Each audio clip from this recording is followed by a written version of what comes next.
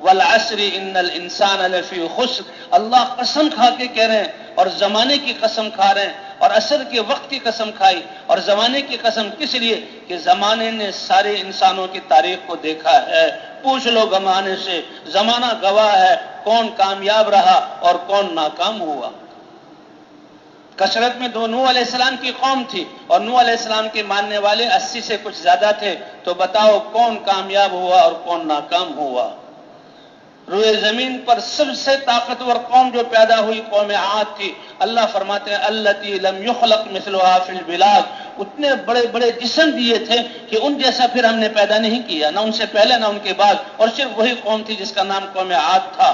اپنی طاقت کے گھمنڈ میں آ کر اللہ کو بھول گئے، اللہ نے پکڑا نہیں، سرکشی کر رہے ہیں، ظلم کر رہے ہیں، زمین کو جہاں فساد سے بھرا ہوا ہے، بگاڑ پیدا کیا ہوا، لیکن اللہ نے پکڑا نہیں۔ اللہ نے نبی بھیجا اور نبی سے کہا دیکھو ان کو میرا تعارف کراؤ، ان کو میری طرف بلاؤ، ان کو لا الہ الا اللہ کے کلمہ سکھاؤ، ان کو میرا اتارا ہوا دین جس سے امن آئے سکھاؤ، اور ان سے کچھ نہ مانگو۔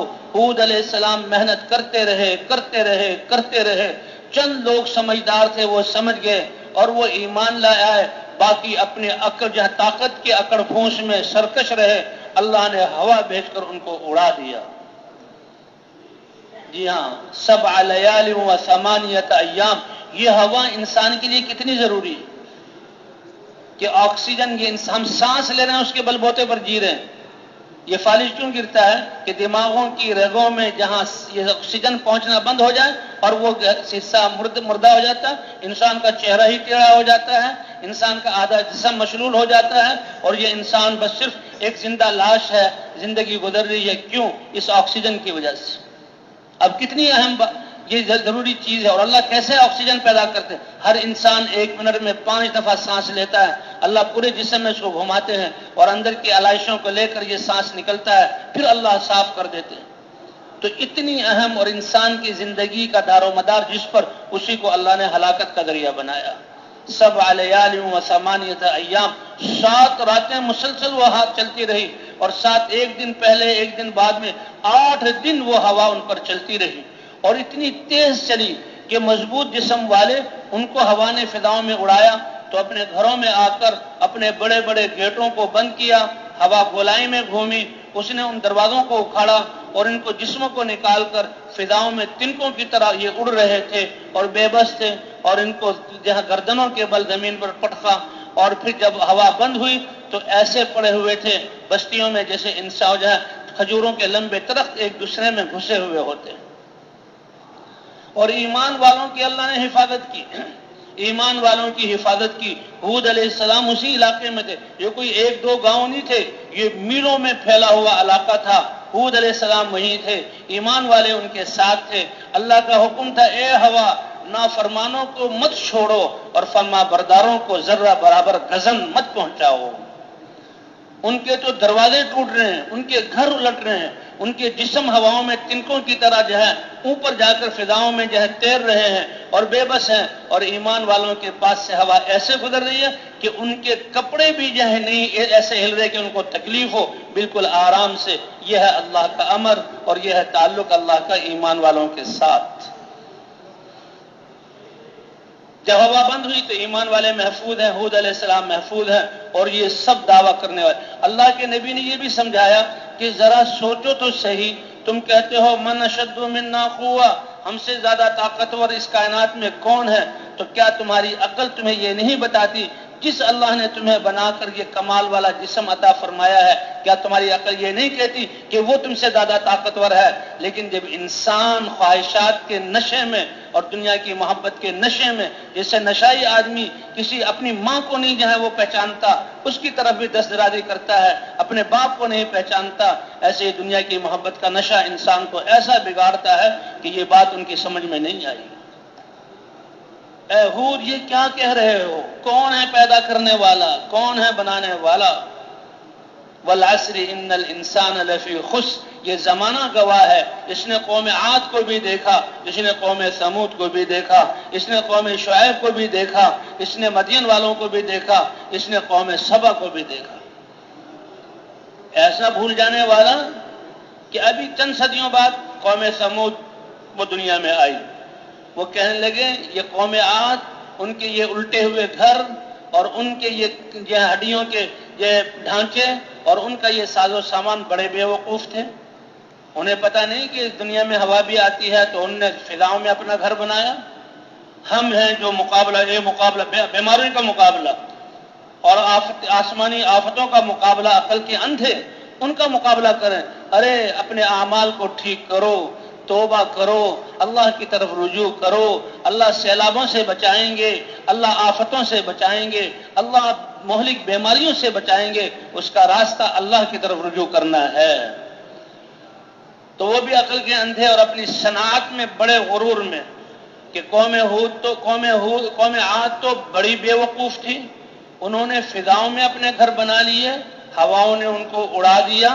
ہم پہاڑوں کو تراش کر محلے اور شہر پہاڑوں کے اندر جو ہے آباد کریں گے، گھر بھی بنائیں گے، ہواؤں کے پہنچنے کا نظام بھی بنائیں گے، روشنی بھی جائے یہ سارا نظام بنائیں گے. محلوں کے محلے پہاڑوں کے اندر آباد ہوں گے. اللہ نے ان کے آثار باقی رکھے ہوئے ہیں انسانیت کو دکھانے کے لیے کہ دیکھو کیسے وہ صنعت والے لوگ تھے، لیکن ایمان نہ لائے تو ان کی صنعت نے ان کو نہ بچایا. اپنی سمجھ میں تو کتنا پختہ تھے کہ ہوا آئی تو پہاڑوں کا کیا بگاڑ لے گی، ہمارے گھروں تک تو وہ پہنچے گی نہیں، ہم تو پہاڑوں کے اندر اپنے گھروں میں ہوں گے. اللہ کے نافرمان، اللہ نے ان کو ہلاک نہیں کیا. یہ میرے بندے ہیں، یہ اپنی طاقت کے گھمنڈ میں غفلت میں پڑ گئے ہیں، نشے میں پڑ گئے ہیں، میں نے ان کو معاف کرنا ہے. اللہ نے صالح علیہ السلام کو بھیجا.